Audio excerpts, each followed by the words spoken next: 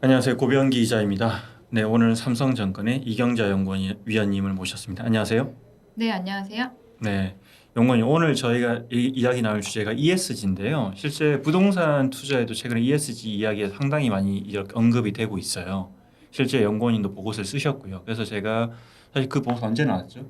네, 12월에 나왔습니다. 네, 실제로는 상당히 오랜 기간 보고서를 준비했다고 저는 알고 있습니다. 맞나요? 네. 이 연구원님이 ESG에 관심을 가지게 된 계기 언제부터 관심을 가지게 된 거죠?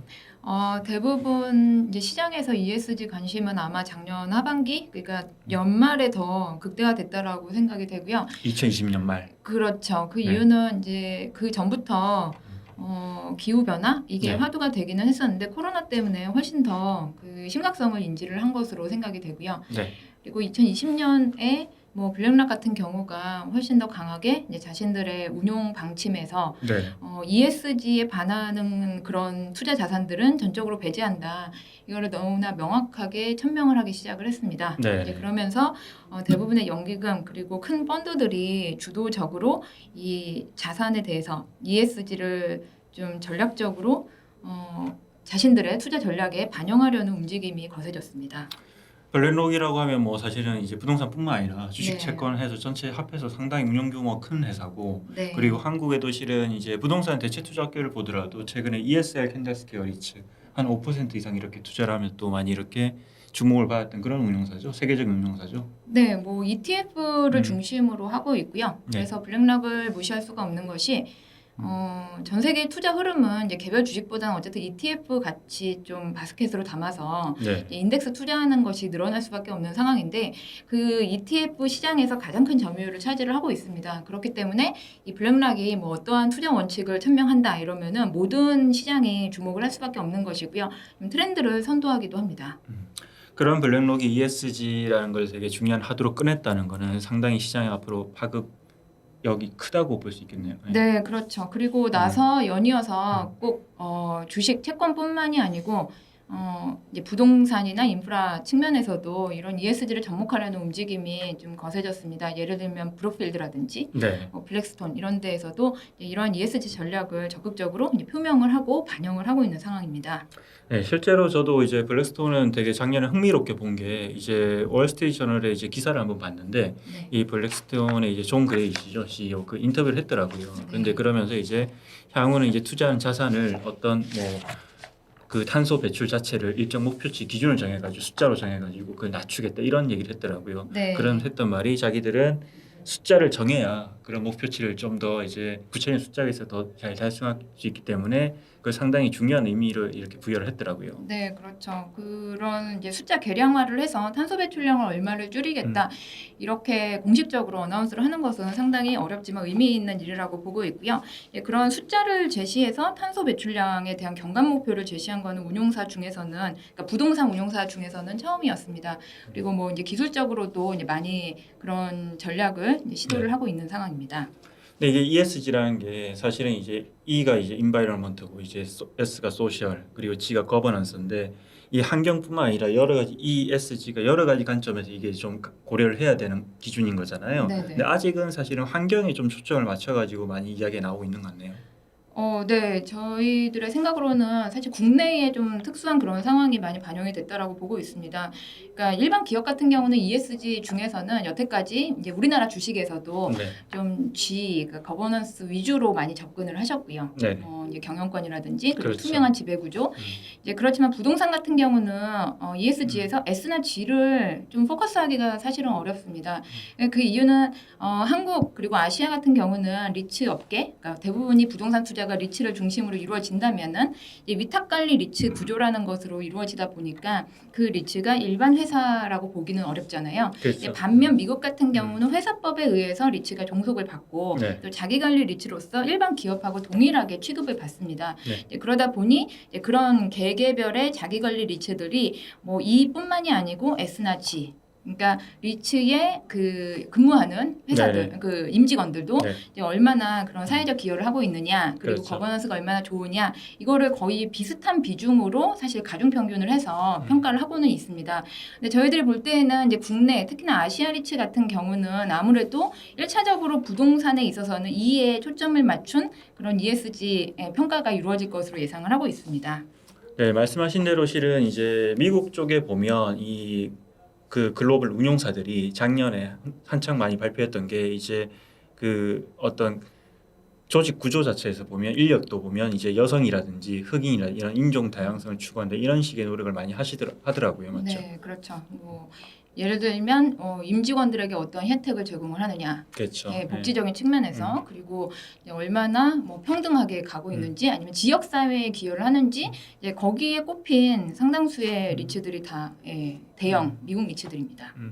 네, 실제 근데 약간 국내에도 그런 현상은 있어요. 이를테면 이 최근에 이제 국내에 진출한 해외 부동산 운용사 중에서 이제 새로 인력을 뽑아야 되는데 본사에서 그런 요청이 왔다고 하더라고요. 이를테면 그 대부분이 어쨌든 남성 위주의 조직이거든요. 근데 네. 그 인종 다양성 그러니까 그 어떤 그 구성원의 다양성 측면에서 여성 인력을 꼭 뽑아야 된다 이런 요구를 한다고 하더라고요. 네, 그렇죠. 그게 반드시 또 필요한 일반 기업들도 다 그런 요건을 맞추려고 노력을 하고 있기 때문에 네. 이제 부동산 업계에서도 이제 필요한 과정이라고 생각이 됩니다. 네. 아마 환경에서 시작된 어떤 ESG의 어떤 그런 기준 강화가 다른 이제 S나 G 쪽으로도 많이 확대가 될 것 같고요.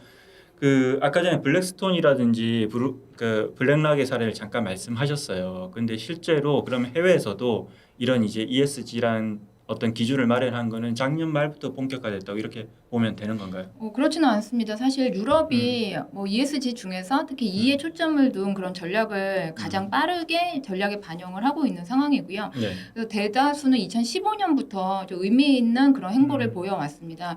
그래서 예를 들어서 뭐 예를 들어서 에퀴닉스다. 네. 그런 데이터 센터 리츠가 있는데 네. 이제 그들이 데이터 센터를 전 세계적으로 다 개발을 해서 설립을 했잖아요. 그렇죠. 근데 그 중에서도 자신들의 친환경 경영, 그러니까 친환경 ESG에서 E를 실천하기 위해서 재생에너지를 쓰는 그런 전략을 많이 하거든요. 근데 가장 진보한 지역이 지금은 유럽입니다. 왜 유럽에서 네. 먼저 시작이 된 거예요? 유럽이 원래 전통적으로 환경 규제가 상당히 강한 편이었고요. 네. 예를 들면은 뭐 파리 기후 협약 이런 것들을 하면서 대다수의 국가들이 동참을 했는데 유럽 중심으로 시작을 했었고, 네. 그리고 트럼프 행정부가 사실 파리 기후 협약 탈퇴했잖아요. 그렇죠. 이제 그러면서 일시적으로 퇴보를 하면서 이제 네. 미국 쪽은 약간 뒤처지기는 했습니다만 맞아요. 어쨌든 유럽은 이제 상당히 그런 쪽에서는 발전이 되어 있는 상황이고요. 이제 그 다음으로 미국 그리고 이제 아시아 태평양 지역입니다. 맞아요. 어찌 보면 이제 미국의 어떤 정권이 바뀐 것도 중요한 어떤 변수가 되는 것 같아요. 이제 실제로 조 바이든 정부 들어서고 나서 이제 ESG가 더 각광을 받을 수밖에 없다 이런 얘기들이 많이 나오고 있는 상황인 거잖아요. 그렇죠. 그래서 연말 연초에 사실 ESG가 무슨 테마성으로 많이 거론이 되기는 했지만 좀 이제 어쨌든 시간 속도의 문제이지 조 바이든 대통령이 되면서 이제 이게 좀 더 가속화된 측면은 있습니다.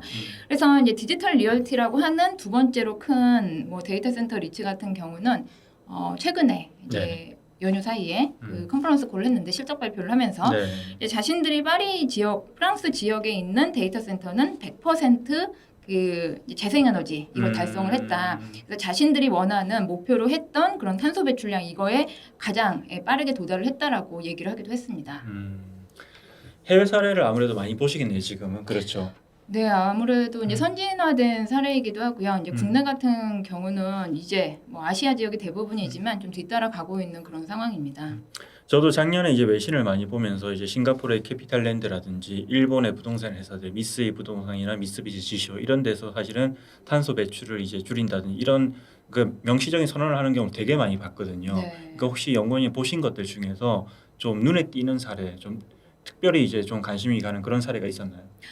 네, 그렇죠. 저희가 이제 예시를 많이 드는 것 중에 하나가 데이터 센터였는데 그 이유는 가장 전형적으로 환경 오염을 많이 일으킨다 이렇게 생각하는 부동산 투자군이 네. 데이터 센터. 네.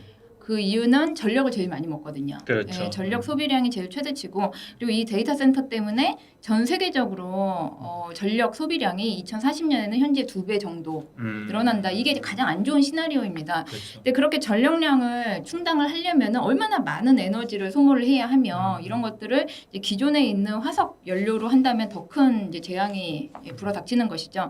그래서 이 데이터 센터 리츠들은 자신들의 탄소 배출량 이거를 네. 정확하게 공시를 하려고 노력을 하고 있습니다. 예를 들면 에퀴닉스는 자신들이 쓰고 있는 데이터 센터는 그 정도에 해당하는 전력량은 모두 재생에너지로 그러니까 리뉴어블 에너지로 네. 충당을 하겠다 이렇게 얘기를 하고 실제 이제 실천을 하고 있고요. 거의 근접을 했습니다. 97% 정도. 그리고 디지털 리얼티도 이제 그거를 따라가고 있는 상황이고요. 아무래도 이제 그쪽 분야의 에너지를 많이 소비하고 환경적 영향이 큰 분야다 보니까 정부나 네. 규제 이런 게 더 강하게 들어갈 수 있고 네. 약간 선제적으로 자기 더 강화해서 그런 공시를 하는 그런 측면이 있는 거네요. 그렇죠. 그리고 이제 제가 ESG 관련해서 운용사 분들한테 제일 많이 받는 질문이 그게 그럼 어떤 기준으로 그렇죠. ESG 좋은 기업, 나쁜 기업, 그러니까 이 레이팅을 어떻게 매기느냐 이게 가장 큰 화두인 것 같습니다. 그러니까 그 기준이 이제 명확하지는 않은데 예를 들어서 MSCI에서 발표하는 네. ESG 기업, 네. 뭐 상위 100개 기업 이런 것들이 있거든요. 네. 그러니까 거기에서 얘기하는 기준에 따르면은 이제 리츠 중에서도 그 섹터 하위 섹터별로 자신들이 주는 가중치가 조금씩 틀립니다. 2에 30% 주는 섹터가 있고 네. 오히려 이제 거버넌스에 훨씬 더 많은 가중치를 두기도 하고 예를 들어서 산업용 리츠, 그러니까 네. 물류 이런 것들은 환경에 대한 가중치를 조금 더 많이 주고 있습니다. 딴 게 30, 30, 40이라면은 네네. 환경에 뭐 31%를 더 준다든지 네. 그러니까 그만큼 뭐 좀 더 전력에 대한 소모가 많다든지 그리고 원래 물류센터가 그 고용 효과는 그렇게 크지가 않잖아요. 그렇죠. 다 무인화되고 있다 보니까 이제 아무래도 S나 G보다는 E를 더 신경 쓰는 것으로 생각이 듭니다. 자산의 특성별로 약간 좀 평가 기준이 약간 다른 거네요. 네, 그렇죠. 그리고 그럼 원래부터 이제 좀 착한 기업이 있잖아요. ESG 네. 중에서도 원래 이 건물은 전력 소모를 덜하는 특성을 가졌다든지 네네.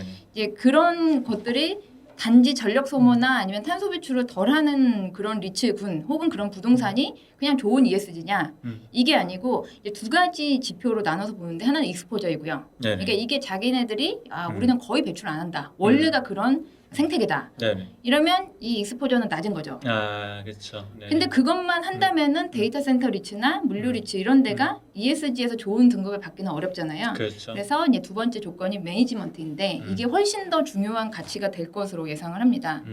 그 매니지먼트라고 하는 거는 현재 이런데 우리가 목표를 설정을 하고 점차 탄소 배출을 줄이는 노력을 한다. 그렇죠. 그리고 이거에 대한 가장 첫 번째 발걸음은 정기적으로 공시를 하는 거죠. 투명하게 리포팅을 하는 거를 제일 중요시 여깁니다. 실제 제가 최근에 놀랬던 게 그 미국 리처 협회 있잖아요, 라리츠. 네. 거기 이제 오랜만에 다른 자료를 보러 들어갔다가 그 리처 홈페이지 많이 변했더라고요. 네. 바뀌었던데 특히 ESG가 그 전에도 있긴 있었었는데 최근에 되게 눈에 띄게 두드러지게 이렇게 목록에 나와 있더라고요. 그리고 네. 이제 관련 공시에서도 얼만큼 이렇게 개선되고 있는지 이거를 되게 많이 보여주고 있더라고요. 그렇죠. 그 매니지먼트, 그래서 투자자에게 얼마나 우리가 뭐 노력을 하는지 그걸 네. 투명하게 보여주는 것이 이제 가장 기본적인 전제 조건이라고 할 수가 있습니다. 그래서 이제 미국 리츠든 싱가포르 리츠든 지난 2020년에 되게 격변기를 겪었잖아요. 그렇죠. 그래서 그들이 그 뭐 아이아 홈페이지나 이제 자신들의 프레젠테이션 자료에 전형적으로 넣기 시작한 게 두 가지가 있는데 네, ESG는 원래부터 넣기 시작을 했었고요. 그렇죠. 예, 한 네. 2, 3년 전부터 아시겠지만 맞아요. 예, 상당히 예, 자신들이 좀 발전이 있었으면 되게 자랑스럽게 그리고 두 번째로는 코로나에 대한 영향.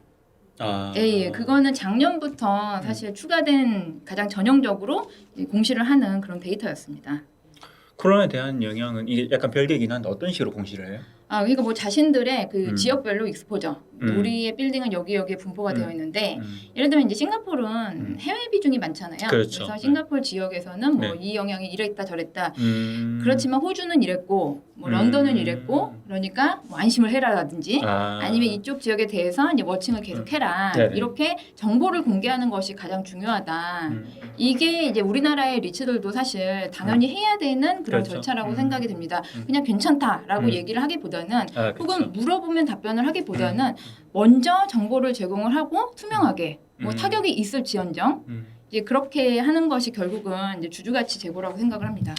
그렇게 말씀하니까 저 생각나는 게 있는데 이제 작년에 이제 한국에 처음 투자한 이제 M&A 시티라고 엠렉이라고 있어요. 이 싱가포르 메이플트리 하는 거 있잖아요. 네. 거기가 실은 이제 기존에는 이제 홍콩이랑 중국 이제 일본만 투자를 했었거든요. 네. 근데 홍콩 비중이 한 50% 되더라고요. 매출이나 이익 기준으로 봐도. 근데 홍콩은 자산은 하나인데 이게 쇼핑몰이더라고요. 대형 쇼핑몰. 네. 그러다 보니 타격을 직접적으로 받았잖아요. 네. 그래서 실은 이제 그때 그 상황을 이제 명확하게 어떤 상황인지 공시를 하면서 동시에 앞으로 이거를 좀 개선하기 위해서 이제 네. 투자 지역을 한국과 같은 지역으로 다변화하겠다. 그렇죠. 이런 식으로 이제 구체적으로 앞으로 계획을 밝히는 그런 부분들이 인상적이었던 기억은 나요. 네, 그래서 이제 말씀하신 대로 그 이게 부정적인 영향을 숨기거나 굳이 그렇죠. 노출을 안 시킨다. 그게 네. 아니라 모든 투자자들이 다 그거를 걱정을 하고 있기 때문에 맞아요. 오히려 투명하고 네. 자세하게 정기적으로 공시를 하는 것이 궁극적으로는 훨씬 더 주가 관리나 네. 아니면 자산 가치 향상에도 좋은 길이라고 생각이 됩니다.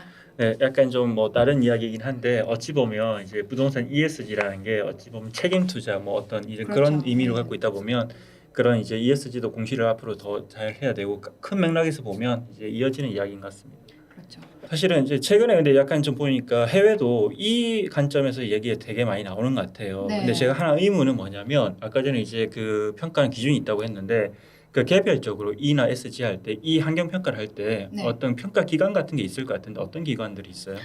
그냥 다른 기업들 대비해서 사실 부동산 대체 투자 쪽에서는 이쪽에 대한 정량화는 비교적 쉽다. 그러니까 용이하다라는 평가를 받습니다.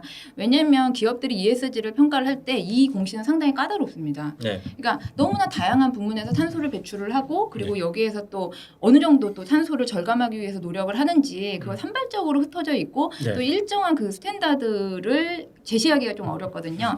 근데 부동산은 그런 인증으로서 상당 부분 설명이 되고요. GRESB 뭐 이런 데 말씀하신 그렇죠. 거죠? 예, 그레스비가 뭐 대표적인 그런 인증 제도이기도 하고 그리고 단일 건물들 이거에 대해서는 보통은 그린빌딩 인증을 받습니다. 그렇죠. 예. 네.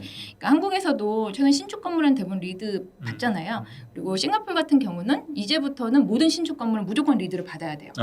예, 거기는 이제 리츠가 네. 대부분 상장이 되어야 되는 그런 그렇죠. 상황이고, 예, 그리고 건물들의 주인은 다 상장 리츠잖아요. 그래서 가장 엄격하게 그 부동산 쪽에서 그 ESG를 강권하는 데가 사실 싱가포르입니다. 그리고 그렇죠. 예, 미국 같은 경우도 좀 노후화된 건축물이 많지만 신축은 다 당연히 리드라는 이제 자신들이 그 미국에서 나온 그 인증 시스템을 다 받고 있는 그런 상황이고요. 그러니까 이렇게 보시면 돼요. 그러니까 리드 같은 친환경 인증 받는 그런 자산이 많은 리츠들은 네. 회사잖아요. 그렇죠. 그러니까 거기는 그레스비에 대한 기업단에 주는 그런 인증을 취득을 할 수가 있습니다.